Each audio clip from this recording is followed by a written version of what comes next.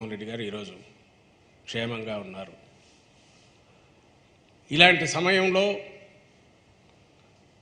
వాళ్ళు మాట్లాడే మాటలు చూస్తుంటే ఆయనకు ఏమి జరగలేదనే బాధనో ఇట్లాంటివి కనపడతాయి. సక్సెస్ఫుల్గా యాత్ర జరుగుతోంది, ఇలాంటివి చేయడం వల్ల ఆయన హెజిటేట్ చేసి లోపల ఉంటారు, బస్సులో కూర్చుంటారనన్నా ఉండాలి, జనంలోకి రాకుండా ఆపగలమనన్నా ఉండాలి. ఏదో ఆలోచన, ఒక ప్లాన్ దీంతో జరిగింది.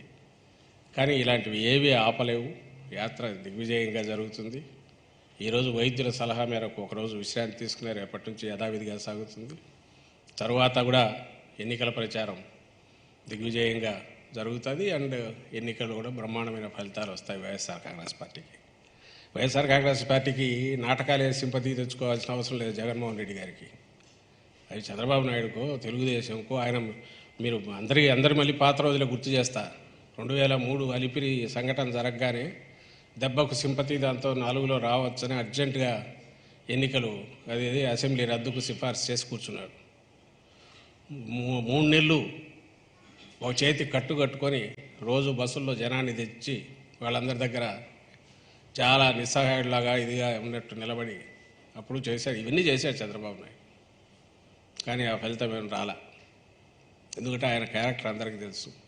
ఇంకోటి నేను సీరియస్గా చెప్తున్నాను, Chandrababu Naidu school of thought, ఆయన సిద్ధాంతంలోనే, ఆయన రాజకీయ సిద్ధాంతం దాంట్లోనే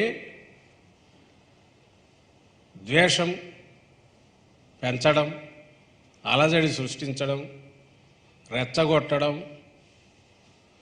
ఆ ప్రాసెస్లోనే వాళ్ళతో ఏదో ఒకటి చేయించి దాంట్లో నుంచి తన లాభం సంపాదించుకోవడం, అధికారంలోకి రావడం. కానీ ఎన్టీ రామారావును కొట్టాలంటే లక్ష్మీపార్వతి రాగానే మొదలుపెట్టి ఓటు చేస్తారు.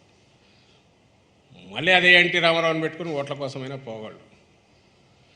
అలాగే తనకు సంబంధించినంతవరకు పార్టీ దగ్గుబాటి వెంకటేశ్వరరావును తొయ్యాలంటే దానికి ఇంకో రకమైన గ్రూపును కట్టినా చేయగలడు, సీన్లు క్రియేట్ చేయగలడు, రెచ్చగొట్టగలడు. ఏదైనా సరే ఒక విలన్ క్రియేట్ చేస్తాడు. అధికారంలో ఉన్నా కూడా ఎవరినో క్రియేట్ చేసి దానికి అటాక్ చేస్తుంటాడు. ప్రతిపక్షాల మీద చేస్తాడు. ప్రతిపక్షంలో ఉంటే విజృంభించి మరి ఇప్పుడు చేస్తున్నట్టు ఎందుకు తిడుతున్నాడో తెలియకుండా తిడుతుంటాడు.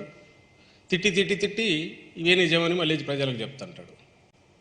ఈయన లక్షణాలు ఏమున్నాయో అప్పట్లోనే మీరు చూస్తే దగ్గుబాటి వెంకటేశ్వరరావు రాసిందంట, ఆయన తోడలు రాసిన దాంట్లో ఉంది. టీడీపీ తొలి రోజుల్లోనే అందరూ ఏదో సమ్మె చేయించాలనుకుంటే అప్పట్లో సమ్మె జరిగితే కనీసం 4 బస్సుల అద్దాలన్నా పగలాలా, 2 బస్సులన్నా తగలబడాలా, లేకపోతే ల్యాండ్ ఆర్డర్ ప్రాబ్లం రాకపోతే